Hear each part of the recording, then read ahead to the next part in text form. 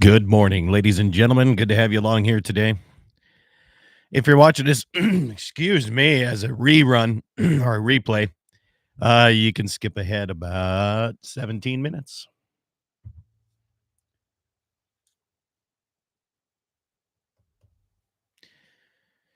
There you have it.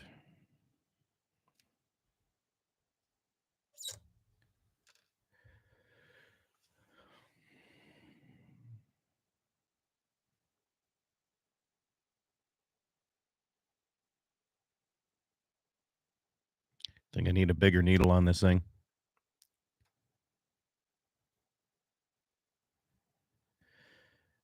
Well, what's going on in your world today, YouTube friends and neighbors?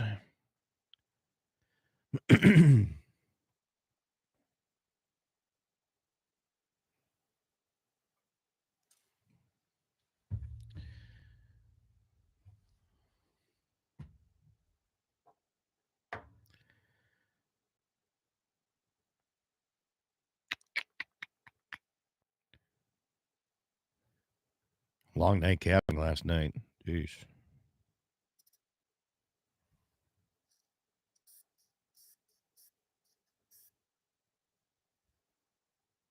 Ooh. Think it might be time for a new needle.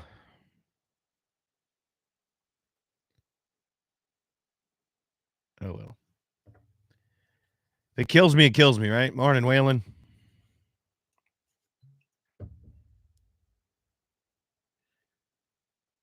Guess you guys can be the witness to it right here on YouTube.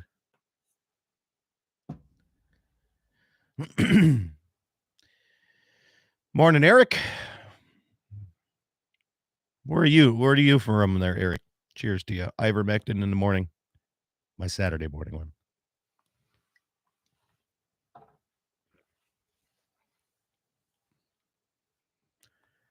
Oofta, oofta, oofta.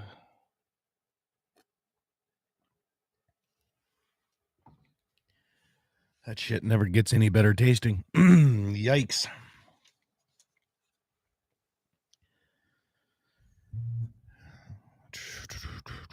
Whoops. Where am I at here? Here I am. Morning, Karen. How's everything down in Mobridge? So you got any ice left out there in Hawaii, or is it all empty, all cleared out?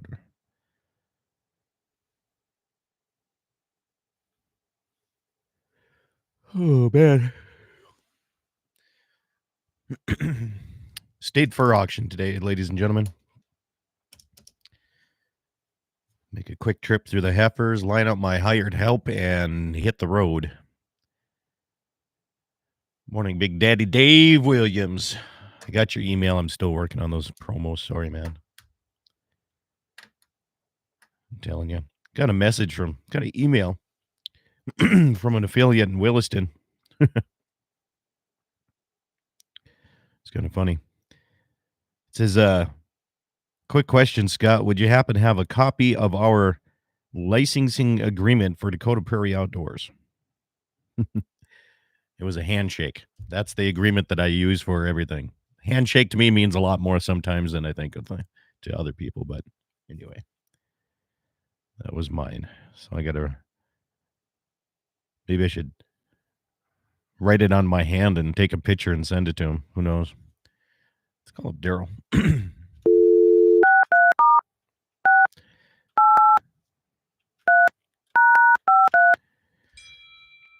So someone was driving on the river up at Bismarck. Really? Huh. Still ice out there then.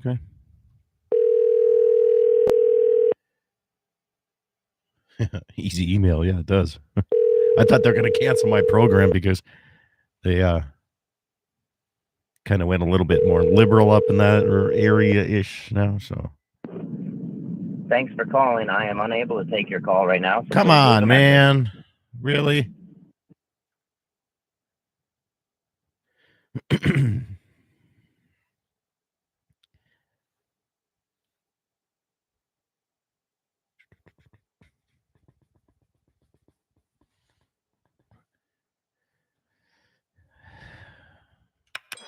Hello?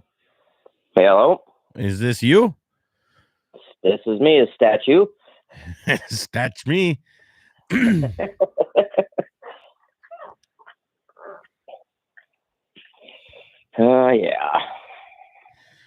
How you been, man? We're live on YouTube, by the way. So Been well. good. Been running around the state. Yeah, had a good week. Started out good in Botno and just continued on. So, Looks like they're very well attended anyway, huh? oh yeah. Yeah, every meeting we've had has been well attended. Had a meeting in my shop last night. Oh yeah? From the river over to Amadon, people that are being affected by a proposed transmission electrical DC line that's proposed to come through our Badlands area. So we're trying to get a group of people together, not necessarily, I don't think you're ever going to fight it, but maybe negotiate some different terms, Well, different terms, location, when they try and go through places that don't make sense. Yeah. Things like that, 120-foot towers, 10 power lines on them, 50-foot bases. That's going to look beautiful out here, won't it? Yeah. Yeah.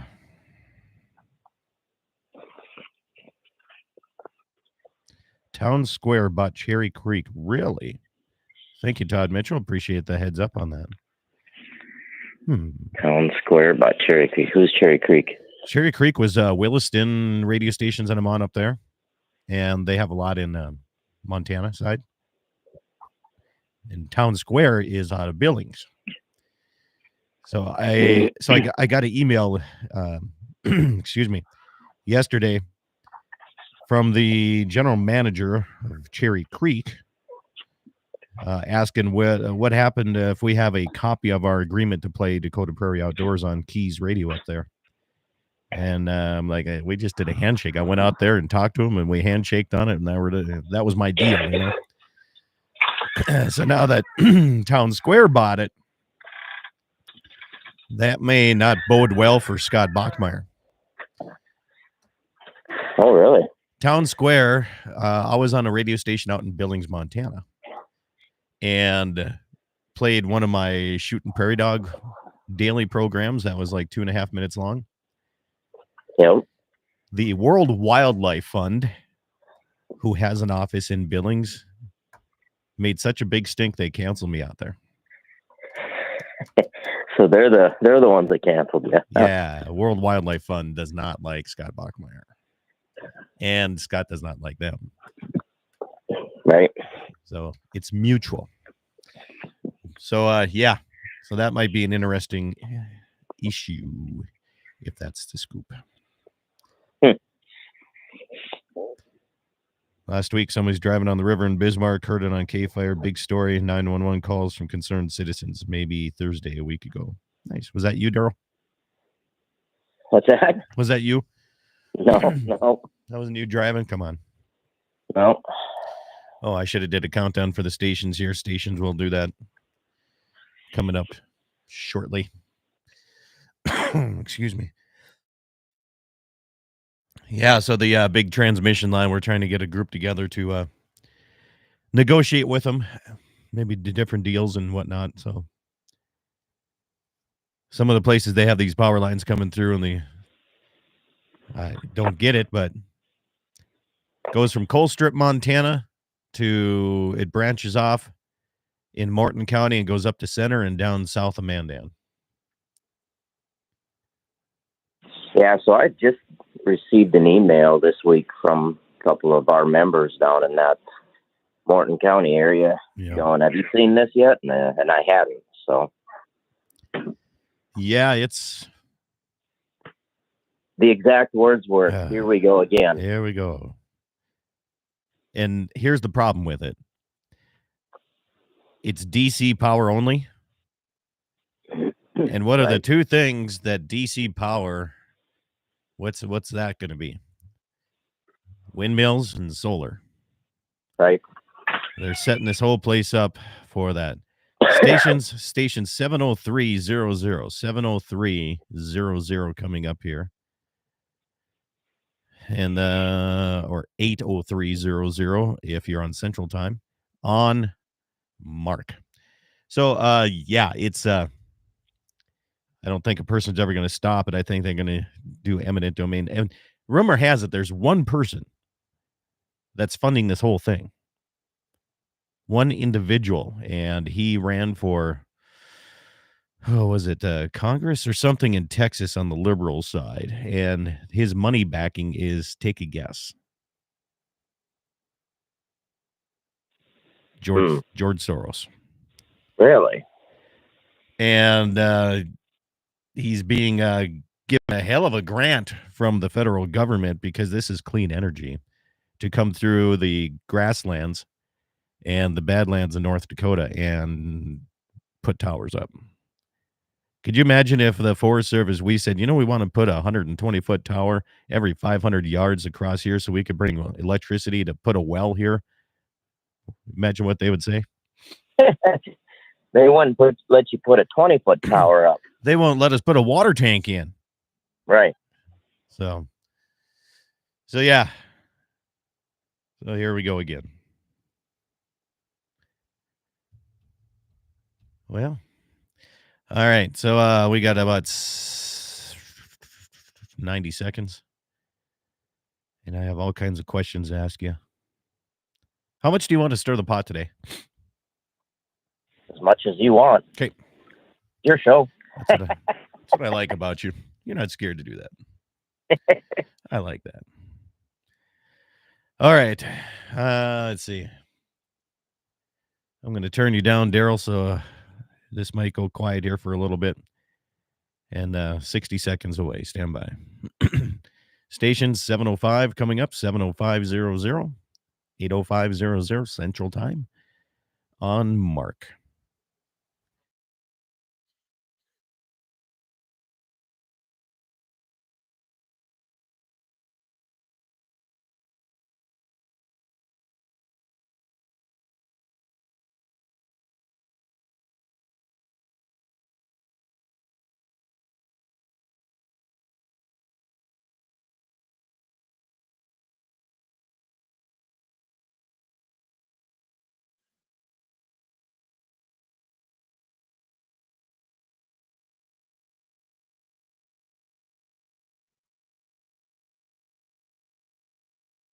$20 seconds. Stations, 20 seconds.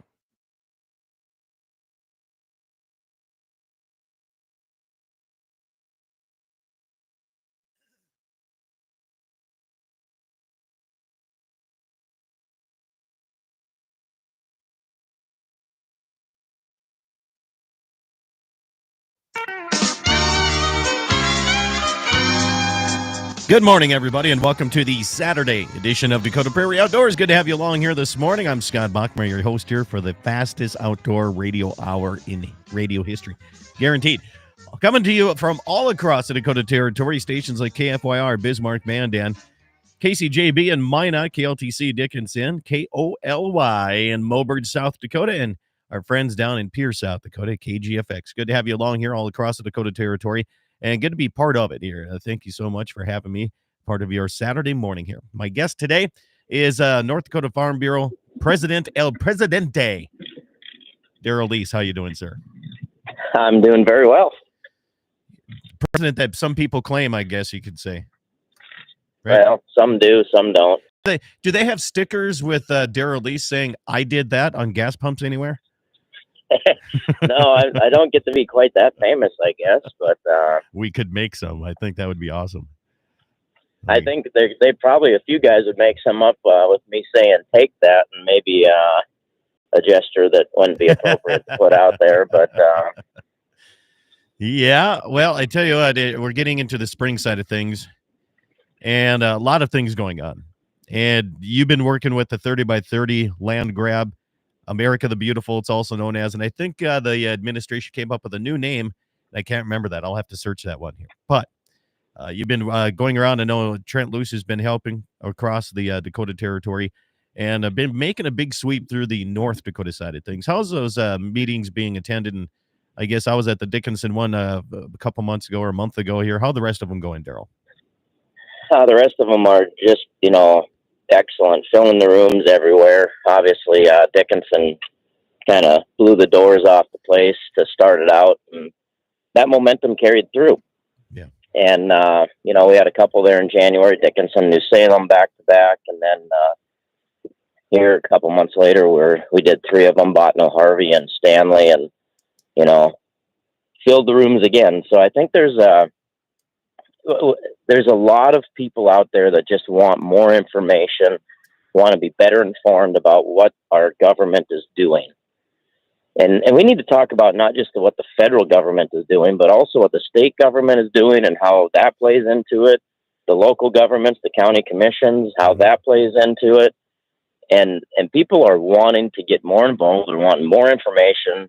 And this 30 by 30 is just one example of where can things go so quickly without people even realizing it's happening, because less than 10% of the people that come to these meetings know what the 30 by 30 is. And that's exactly why we're doing them. And I ask people that, and I'm going, don't be shy.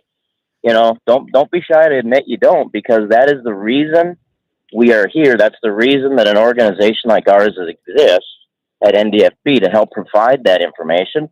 Because you know what?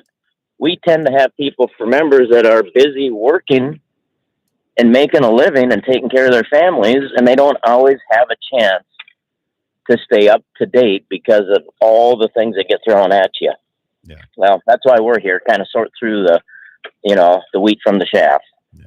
So just as a reminder for those listeners out there that don't know, that don't know what 30 by 30 is, and pardon me in my voice here. I had a long night capping last night, so not a whole lot of sleep here, Daryl. But anyway, the 30 by 30 Biden administration made an executive order when he first, I think the first 5-6 days he was in, saying that they would like to control, the federal government control 30% more property in the United States by 2030, and eventually 50% by 2050. So that's the gist of it. Now, some people are like, how does this, Scott, you have an outdoor program. What's this got to do with hunting and all this kind of? Well, guess what? They're also wanting to restrict a lot of the hunting access, which they've already done in Arizona and California. And a lot of people don't understand that until you actually get out there and see it firsthand. And did you know that you cannot hunt coyotes on federal property in Arizona and California? Yes, I did know that. Unless you're a federal licensed hunter. So right. It's coming, man. And, so I think it's kind of something that the outdoors side, the agricultural side, and anybody that enjoys both of those things, if you like to eat and you like to go hunting and enjoy the outdoors, I think you should be paying attention to this. Now, on the other side, there are people going, well, Scott, Daryl, what's wrong with this? I mean, look at the public land that we currently have. It's great to go have access to that. And, what do you say to that? I say that, and the correct term for it is the government-owned lands that are out there, not public. Because as you and I have talked before, they continue to restrict the ability for access to the general public. Therefore, it's government-owned lands, because it is small bureaucracies. Well, they're large, but it's, for the most part, compared to the population of the people, if this is truly public, it's small numbers and bureaucracies and little cubicles in office buildings in D.C. that never set foot on soil. All they walk on is concrete and pavement, that are making decisions on how this is managed out here and how access is granted. And if anyone thinks that access is going to get better and improve, you haven't been paying attention the last 50 years. Especially the last 20 to 30. I'm an outdoorsman. I'm a hunter. I am as much about utilizing those natural resources as I am the natural resources I use to grow my cattle, to grow my hogs, to grow my sheep. I'm as much about that. And I used to hunt that government-owned land, and they've continued to make it harder and harder to access, harder and harder to retrieve if you do go out there and access. It's ridiculous. It is absolutely insane. And if anyone thinks that a movement like 30 by 30 isn't rooted in people that want to remove human use of the land, you're off your rocker. Yeah. One of the I guess inside ways that they're doing this is carbon sequestration. And I'm not a big fan of it because they believe, and I say this, the people behind it, that just leave your grass grow, let it do its thing, and don't graze it. We don't want any grazing on here. We don't want anything to touch this because it's going to capture carbon. But dead grass, Daryl, does not capture carbon. Only live, living grass captures this and utilizes it for food. And it frustrates me because I'm not a very smart man, but I'll tell you this, I know that. I mean, that's kind of common sense on that. Hey, we heard it here today, folks. Record that. It's recorded. Everything's recorded. I'm sorry, I couldn't help myself. That's fine. But still, I mean, you think about that. I mean, CRP. Have you ever hated a CRP field? It is like a mat of ugliness. Yeah, it's. I don't know how much carbon that's capturing, but I guarantee a golf course is capturing a heck of a lot more. The green grass that they're using there. But I don't know. We're up against our first break, Daryl, already. See, get me on my soapbox here. We're going to come back, talk a little bit about this transmission line that I'm dealing with here through the area that I'm living, all the way from Colstrip, Montana, all the way into the Dakota Territory. We'll talk about that and how that might be part of the 30 by 30. We'll have that coming up your way. Daryl Lease is my guest. If you'd like to call in and join in on the conversation, 888-932-5682. That's 888-9-DAKOTA is the phone number if you'd like to call in. You do automatically get put on hold. I am my own producer, so we'll get to your call as soon as you can. If you want to text any comments, questions, concerns, 701-425-6651. One already coming in. We'll be back with more Dakota Prairie Outdoors Saturday edition after these messages.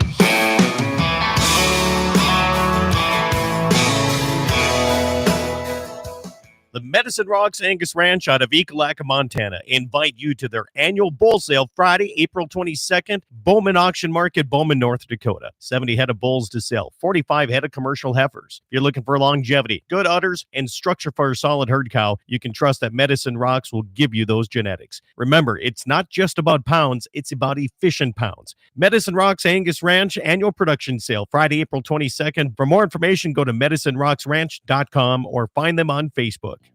Did you know that Dakota Community Bank and Trust was recently named North Dakota's best small bank in Newsweek's America's Best Banks 2021? According to Newsweek, from over 2,500 FDIC-insured institutions, we are amongst the nation's top banks to serve our customers' needs in today's challenging times, ranking number one in North Dakota. We invite you to come bank with us. Stop in today to your nearest Dakota Community Bank and Trust and see what being America's best small bank is all about. It's every American's right to bear arms. At Mandan Sporting Goods, we're here to help you support your Second Amendment rights, which reads, a well-regulated militia being necessary to the security of a free state, the right of the people to keep and bear arms shall not be infringed. Whether you're looking for a pistol for personal defense or collector gun, we have the staff to help you. We also have the area's largest inventory of ammo and reloading supplies. Mandan Sporting Goods, the area's local gun and ammo specialists. Our outdoor heritage is important to North Dakotans, and the state's oil and natural gas industry is advancing the possibilities for conservation. The North Dakota Outdoor Heritage Fund receives up to $40 million per biennium from oil and natural gas taxes. The industry is reclaiming land for future generations, and it's developing our state's natural resources in harmony with our great outdoors and wildlife. North Dakota Oil and Natural Gas, advancing the possibilities. Brought to you by the North Dakota Petroleum Foundation. Piper's Western team of Andy Murdoch and Jim Savvy would like to invite you to sit down and talk about the future of land planning. Whether you're looking at selling, buying, or options to hand it down to the next generation, Andy and Jim will lay out all of the options for you. It's a great time to buy or sell, and with interest rates to make it profitable. Piper's Western team, Andy Murdoch and Jim Savvy. For more information or land updates, go to pifers.com. Rockin' 7W has all the panels you need. Freestanding panels, windbreak panels, feeder panels, and the original protester panel. If you don't know what that is, it's a sort panel that makes sorting calves from a cow a breeze. You can do it in a fraction of time with just one person on foot or horseback. You can custom order sizes to fit your current operation, or you can start from scratch. Rockin' 7W also does trailer repair on any size trailers, mobile welding, and custom cattle hauling. Call Justin at Rockin' 7W at 701-206-1030. That's 701-206-1030. Rockin' 7W, the farmer and rancher's go-to guy. Western Frontier Insurance. Agents that understand you, your needs, and the community. Whether you're looking for coverage on your farm, ranch, home, or auto, you can trust that Western Frontier Insurance will find you a combination of price and coverage that works for you. No fancy jingles, no talking boxes or animals, just good neighbors helping to keep you covered. Western Frontier Insurance. Offices in Hazen, Washburn, and Wilton. For over 80 years, Dakota Community Bank and Trust has been your locally owned hometown bank, an honor we take great pride in. And our customer satisfaction has always been our most important goal. We've gone along with the communities we serve and will continue to do so with our pledge of modern banking convenience with old-fashioned hometown service. From remote deposit options to online mortgage applications, we are happy to serve you wherever you are. Learn more at dakotacommunitybank.com. That's dakotacommunitybank.com. On behalf of the Medicine Rocks Angus Ranch out of Ekalaka, Montana, we'd like to invite you to their annual production sale, April 22nd, Bowman Auction Market, Bowman, North Dakota, selling 70 head of bulls and 45 head of commercial heifers. Sires include the proven Medrock Beaver Creek, SAV Resource, B-Bar Black Mass, along with many others. For more information, go to medicinerocksranch.com or find them on Facebook. The Medicine Rocks Angus Ranch annual production sale, Friday, April 22nd at the Bowman Auction Market. On that road, but don't you worry, one day I'll settle down. And when that time comes, I hope you're still around. I hope you're still around. I hope you're still around. Welcome back, everybody. It's Dakota Prairie Outdoors Saturday edition. Good to have you along here this morning on a beautiful Saturday, March 26th already here. Darrell Lease, president of North Dakota Farm Bureau, here for another term. Congratulations getting voted back in there, Darrell. Yeah, that happened last November, and we have 2-year terms, so we, I guess we got another year and a half here yet to advocate, at least on behalf of the NDFB membership, and I've never let anything like that stand in my way prior to that, nor will I have to afterwards of advocating for agriculture. I just get to do it in an official capacity. Yeah. For one of the best organizations I've ever been a part of. So, quick question for you. I told you I put in for the big three, and I'm going to continue that story on the next break here, but I did put in for moose. Is there any chance I put up in your neck of the woods? Because I figured if there's anybody that would let me take a moose, probably would be Darrell Lease. Oh, I tell you what, there's people up here that will drive you right out to the moose to get rid of them things. Really? So, yeah. All right, perfect. And I don't care what it is, and I honestly mean that. If something's causing you issues, I'll take it out for you.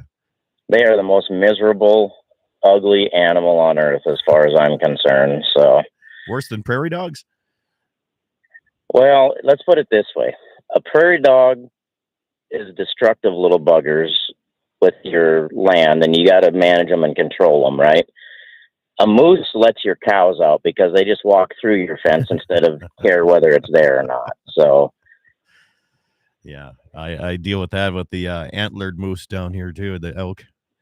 It's just the same way down that way too. But and I'll ask this question here later on. But anyway, back to 30 by 30. Things have been going good. You've been Botno was really good. Where you had 2 meetings? One in Botno. Where's the other one? We had 3 of them: Botno, Harvey, and Stanley. Yeah. Oh, up all the way in the northeast corner there, or northwest corner. Yeah, we went northwest to north central and down to central there, and great turnouts. And and like I told you earlier, we're finding out people want information. People want to be informed. People want to get. And one of the questions is where do we find this information? Where do we, because like I said, when you have to sort through a whole bunch of chaff to get to the wheat, because there is so much coming at us out there, Scott, so much coming at us. You're well aware of that. You're into this the business of trying to pay attention and try and get information out there and try and get people informed and sorting through. I mean, you do your ag stuff and your ag updates and that on K-Fire, and you have to. There are so many things to sort through and go, okay, what's priority, what's important, and all of it's important at a certain level. It's just how do you sort it out to, I don't want to say sound an alarm, but there's times you have to sound an alarm. Yeah. And get people's attention, because there are little subtleties everywhere, that those little subtleties, when you compile them, become a pretty big deal. And that's where we're at with 30 by 30. Yeah. Text message comes in here, and if you want to comment, feel free to call in at 888-932-5682. It's toll-free number. Or text me at 701-425-6651. Text comes in. Daryl says, I'm afraid with the high cost of fuel, fertilizer, and everything else, more farmers, especially the older generation ones, are going to start looking at CRP as they did back in the mid-'80s. Now, I remember the mid-'80s. My dad, it was some dirty year. I mean, the farming techniques were different. There's no doubt about it. We used to turn summer fallow. We used to turn everything over with a plow and pony drill. I think the farming practices have changed a bit in some sense, that it's not quite as bad as it used to be. But I look at the CRP program back in the 80s. It was a way to take highly erodible land out of production and keep it from blowing away. Now that CRP program is turned into a conservation program instead of keeping dirt where it should be. You know what I mean? It's taken a different role. But inside those CRP contracts, I've heard some not such good things. Have you? What have you heard? Well, first of all, let's go back and look at the very history of this. CRP was community killing. How so? You take land out of production, which means you are not buying local inputs to manage that land on a daily basis, to utilize that resource on a daily basis. So your main street has less dollars flowing into it. Your ag service businesses and all that have less dollars flowing into it, because you're not buying fuel, you're not buying tires, you're not buying for the management of that property. It's sitting there, and it got co-opted by wildlife organizations and environmental organizations, and it's not even a conservation program anymore. It's a preservation program, because they don't want you to use it. And conservation would include use, regular use. That's what conservation is. Conservation is regular, responsible use, which we do daily in agriculture. This sets it out there for non-use. That's preservation, and preservation is never the right thing for a natural resource. Okay? Responsible conservation use is. And that's what we do. And you're correct in saying the farming practices from the 80s to now, 30-some years later, are worlds apart. Worlds apart. Technology has allowed us to. Research has allowed us to get better. All these things. So bring us to the modern day here, where they are trying to push CRP, which is the absolute wrong thing to do. I've stood by that when I was young, because I was one of them clipped by CRP. That was the age of where I was looking at wanting to become a full-time farmer and rancher. And all of a sudden, the land that I thought would possibly be available for me and other ones my age, we had to compete with the federal government. The federal government wanted to put me out of business or not let me start in business, essentially. And people need to think about that. We sit here and we complain and we wonder how we're going to get the next generation to be involved in agriculture when we're bumping 59 years of average age of farmers and ranchers out there. And we wonder why the next one can't. Well, people, quit renting your land to the federal government. If we don't have that available for the next generation, no wonder we have an average age that's so high.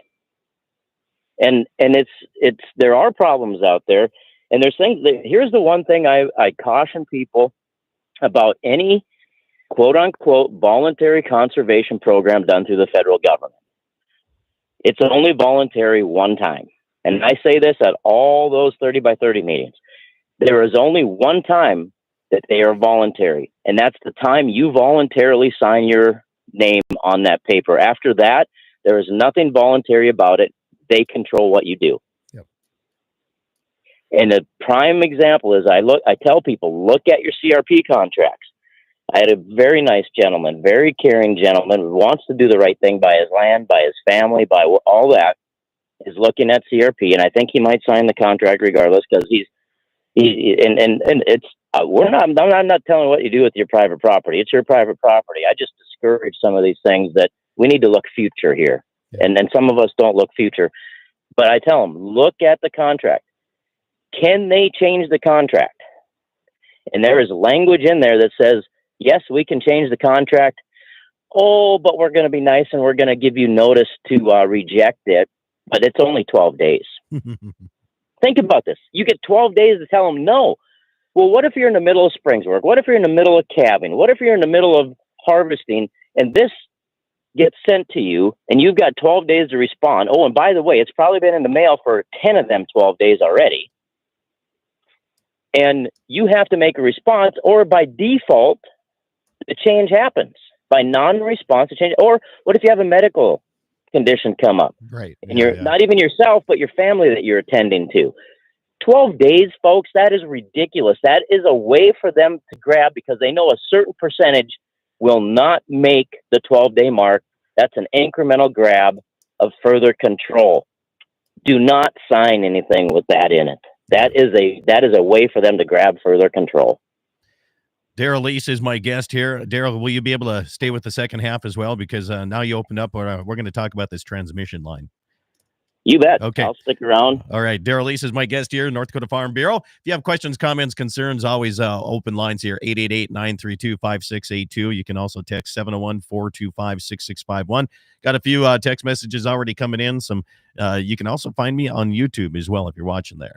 More coming up your way. It's Dakota Prairie Outdoors Saturday edition. Continues after these messages.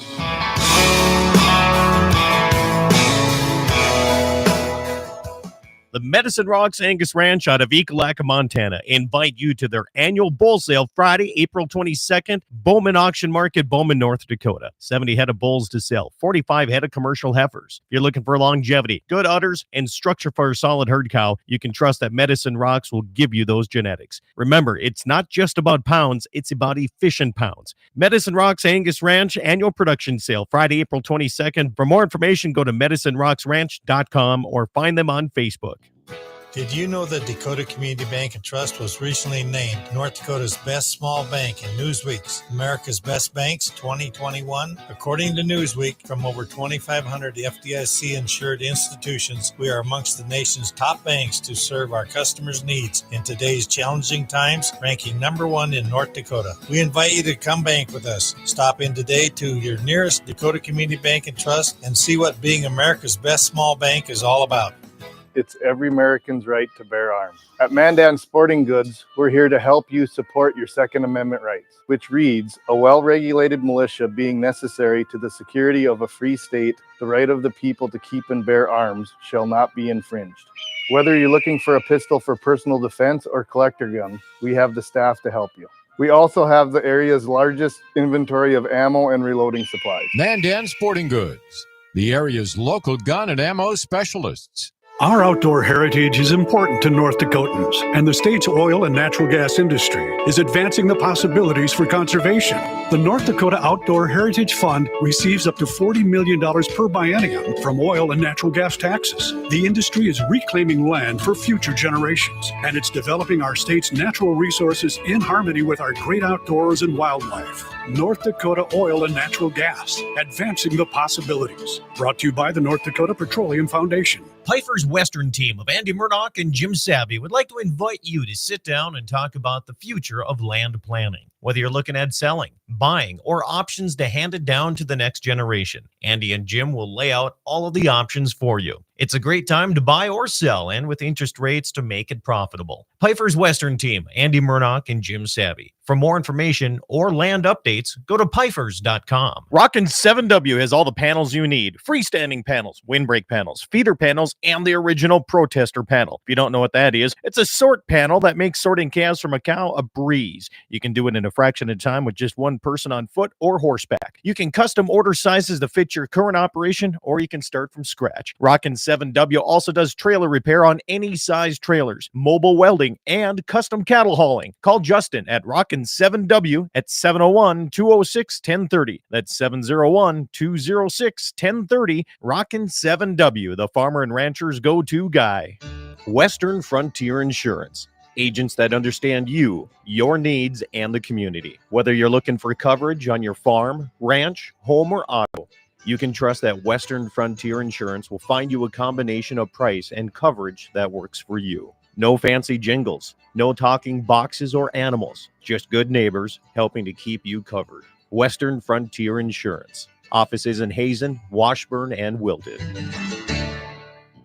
For over 80 years, Dakota Community Bank and Trust has been your locally owned hometown bank, an honor we take great pride in. And our customer satisfaction has always been our most important goal. We've gone along with the communities we serve and will continue to do so with our pledge of modern banking convenience with old-fashioned hometown service. From remote deposit options to online mortgage applications, we are happy to serve you wherever you are. Learn more at dakotacommunitybank.com. That's dakotacommunitybank.com.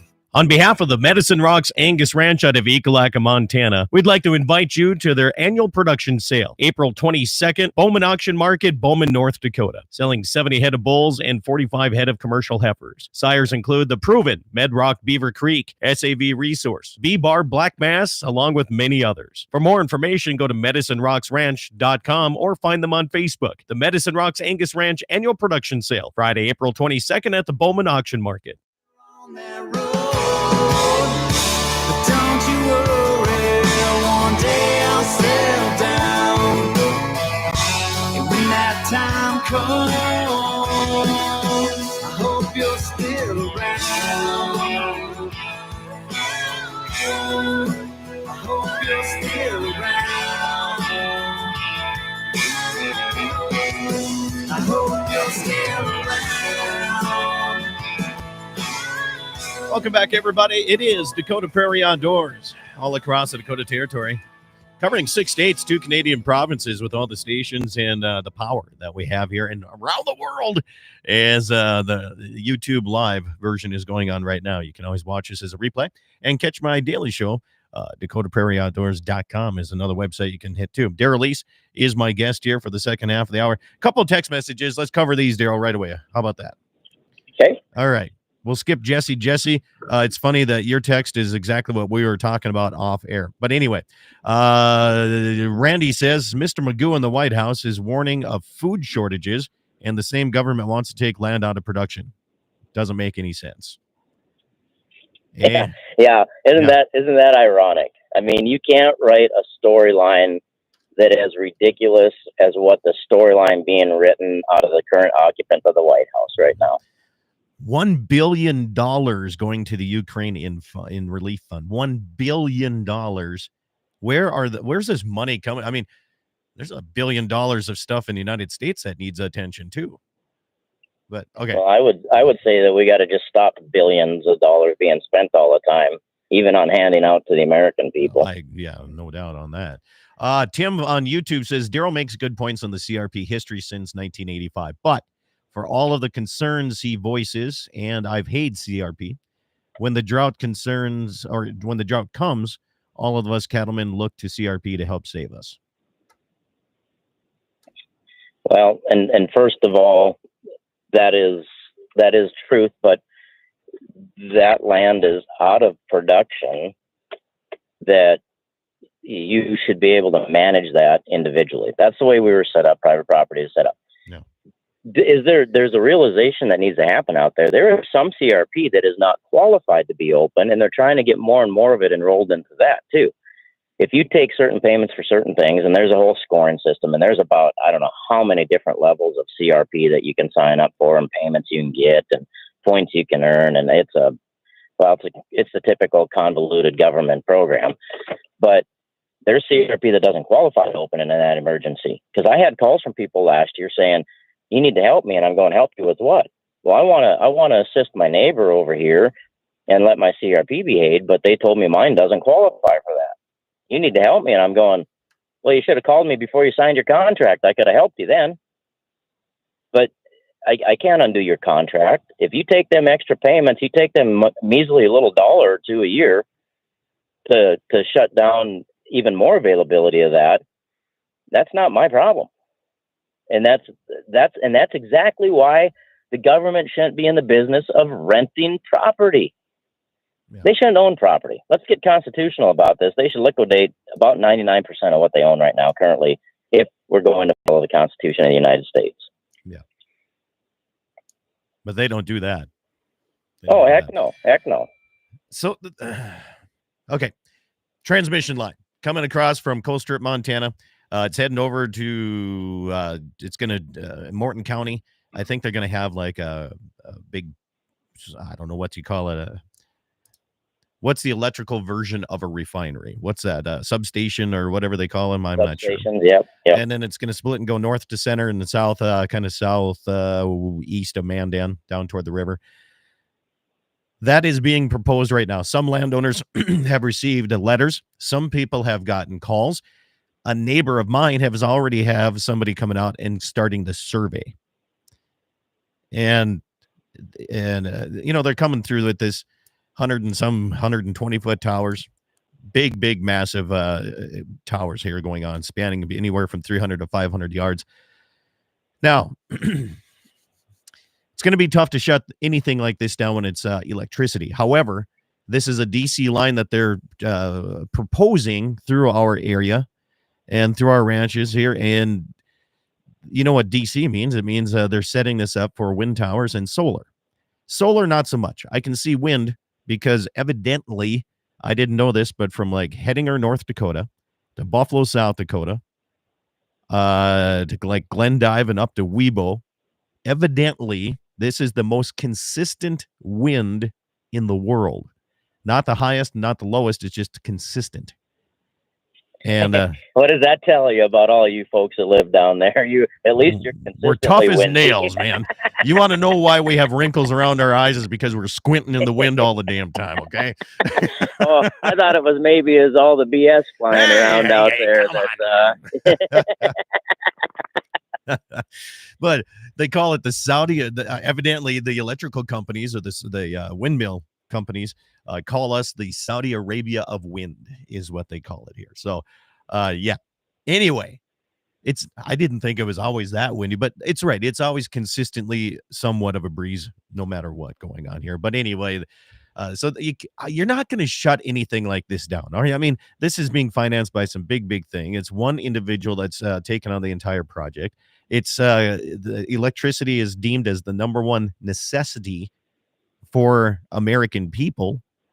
Number 2, water. Number 3, get this, not even food.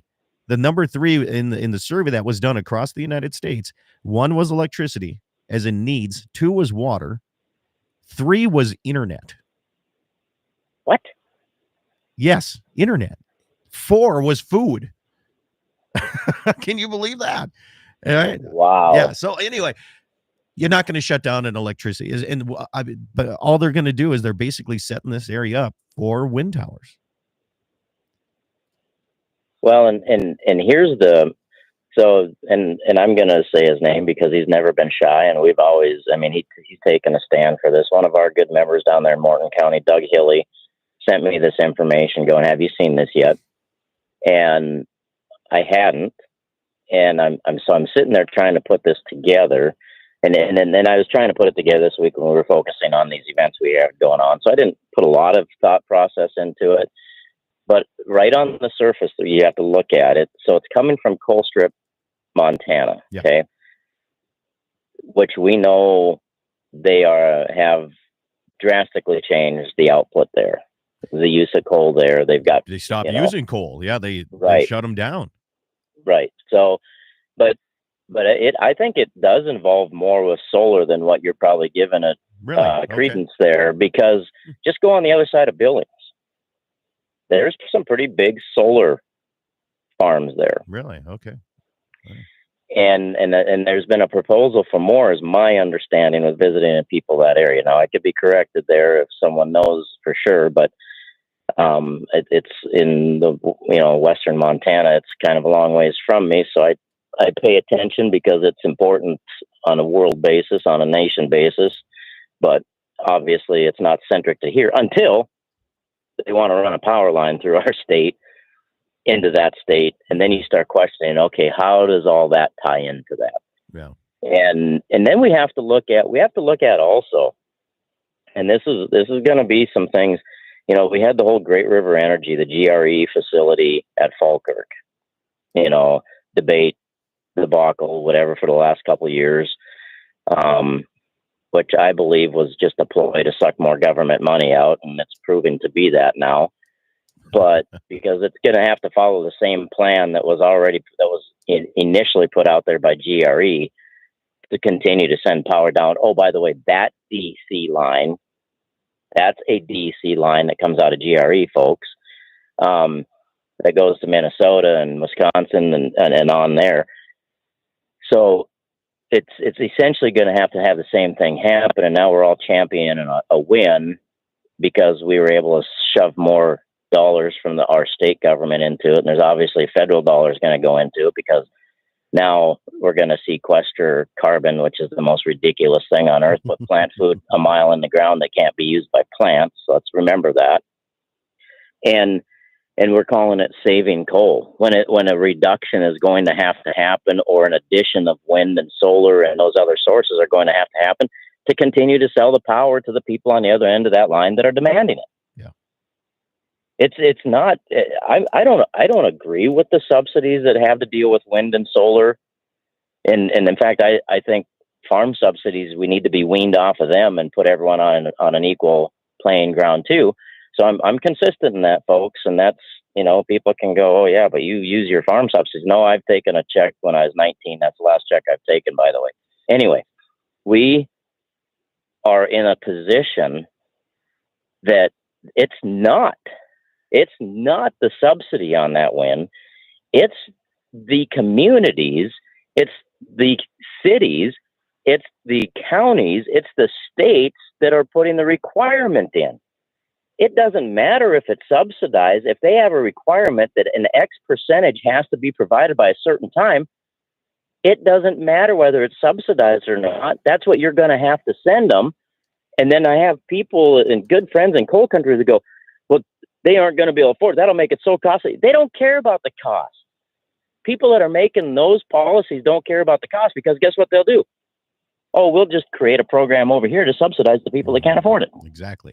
I seen that with the fuel. Did you see that? There's some, I don't know, bill going through or being proposed, I guess, that you get $300 a week for gas subsidies. Yeah. I mean, it's ridiculous. It's absolutely insanity, Scott. I guess DC must have a money tree that I don't know about, because I've been there a lot and I have not found that thing yet. Well, it runs off carbon, that tree is what it is. I got a text message from Orrin down in the South Dakota side here. He's in the political realm of things, and also ranchers down there. He he says, what do you guys think about the carbon pipeline coming into North Dakota? Well, I can tell you, it doesn't matter what you or I think, Scott, because I don't know if there's a landowner in eastern North Dakota where that pipeline is going to originate in North Dakota that's in favor of it right now. Oh, really? Wow. I have fielded, this is the subject, this whole carbon capture, put it in the ground, run a pipeline, has created more phone calls. And this is quite a statement. If you understand really, truly how many phone calls, messages, and concerns I get in a year's time, I have not received in 6.5 years on any other subject, and we've had some big ones, Scott, more concern than I have on this subject. Yeah, even more than the old Measure 5s back in the day too? Absolutely. Wow. Because this is Summit Carbon Capture is the company that's bringing this in. It's coming from Iowa into Minnesota, Nebraska, South Dakota. North Dakota's got a couple of ethanol plants on it. And they're coming in. They are horrible landowner relations. Horrible. They are not even offering a fraction of what should be offered for pay and consideration for these things. They are just off the charts low on the value of the easement for putting this pipeline in. Plus, they want to shove the liability to the landowner for this pipeline. There's just so much wrong with it. It's just, and you know what? You know what's concerning about that, Scott? This is supposedly an agricultural company because it's supposedly to favor the ethanol industry, which is an agricultural industry, and they're treating farmers that way. Why would we expect someone in any other business to treat us good if our own people don't? Yeah. Darren Munn, he says they're drilling just a couple miles south of Hazen right now, a couple test wells for the carbon capture as well. And I'm not a big and follow the money. Follow the money. And this is really good. So follow the money at the local level. Who's hired by the company to be the local spokespeople for it, and where these test wells are being drilled. Connect the dots there, folks. I'm not going to do it for you. You go do the research. And then connect the dots on the back end. You have Harold Hamm investing in it. You have John Deere investing in it. You have all of these people that want to play the greenie thing to look favorable, but they want to do it on the backs of somebody else. Okay. And then a question that's been asked directly to the Summit Carbon people on air in Eastern North Dakota on a different radio show. On air, they've been asked, is there big hedge fund money and Wall Street money, and who is it? And they will not answer the question, which answers the question. Yeah. With the exception of who it is. My guess, it's either BlackRock or Vanguard. Really? And BlackRock's been making a lot of investment up and down the Mississippi River and loading and offloading facilities there along the river. I'm guessing if I was a betting man, that may be who it is, but I can't say for sure. I haven't gotten that pinpointed. That's my assessment so far, my pontification. But they're probably going to hold the debt paper, the non-equity paper. One of them big Wall Street funds is going to hold the equity paper in that deal. Yeah.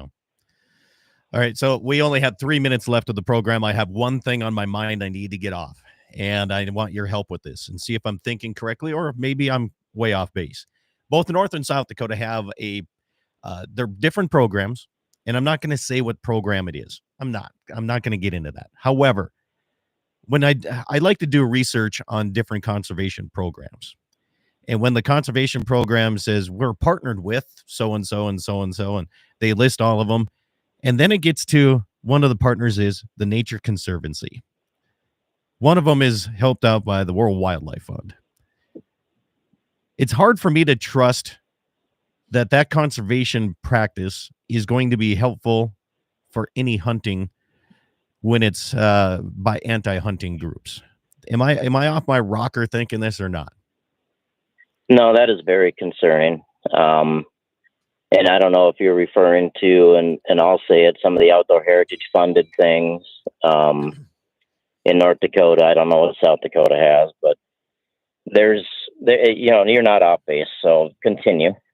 That's basically, I think, what do they say? Everything starts with good intentions, right? I mean, it really does. But when you have anti-hunting, anti-agricultural supporters, given quite a bit of money for this, it's very difficult for me to say that this is going to be helpful for hunting or conservation or maybe good for preservation, like you said before, but anyway, that's it's kind of my beef on that here. I mean, I definitely could get into it a little bit more, but we don't have enough time to get into each one of those programs, and they might be great programs. And I never said it wasn't a good program. I just don't care for how where the funding is coming from. I guess I don't know if that's right or not. Here, text comes in real quickly. Zoom meetings and internet technology has done more to reduce carbon emissions than wind or solar ever will. We'll never be able to see or measure the environmental benefit of what we do today to our energy. That'll take thousands of years. And Jamie says BlackRock is evil leftist company. So yes, they are. I agree, Jamie.